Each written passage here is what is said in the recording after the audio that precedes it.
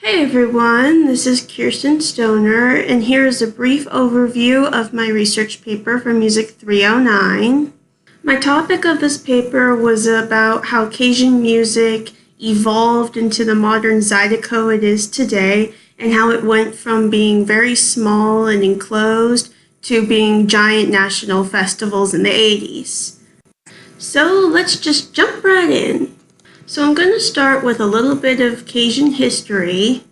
So in the mid-1700s, the British had expelled the French Acadians from what is modern-day Nova Scotia, Canada, but back then it was called Acadia.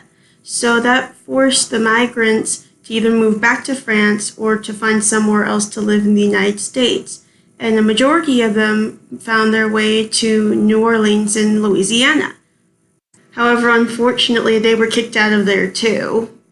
Living on the bayous of Louisiana, they interacted with other races such as free African Americans or Creoles.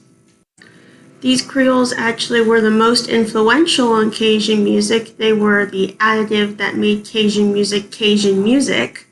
But they also interacted with Spanish Americans, German Americans, and Native Americans. Before 1920, the music wasn't really performed on records, it was more performed in house parties. In 1928, Joseph and Cleoma Falcon recorded the first Cajun album called Lafayette. The 1930s and 40s is when they started to Americanize Cajun music by adding more country influence to it. For example, Harry Schultz, he re-recorded a famous Joseph Falcon song in a Texas way, which appealed more to American country followers. Then World War II came along and a lot of young Cajun men had to serve. Also, the German accordion was very scarce at this time. However, afterward, the young soldiers who survived wanted to revitalize their culture. In the 1950s, Clifton Chenier actually evolved Cajun music into what is modern-day zydeco by using a lot of rock and roll and R&B influences. Instead of one person playing a fiddle at a party, he made an entire electric band and added percussion.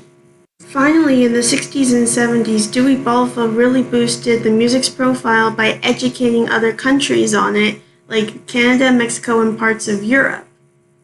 He even received a federal grant to get Cajun music back in schools. Now, what does this have to do with anything?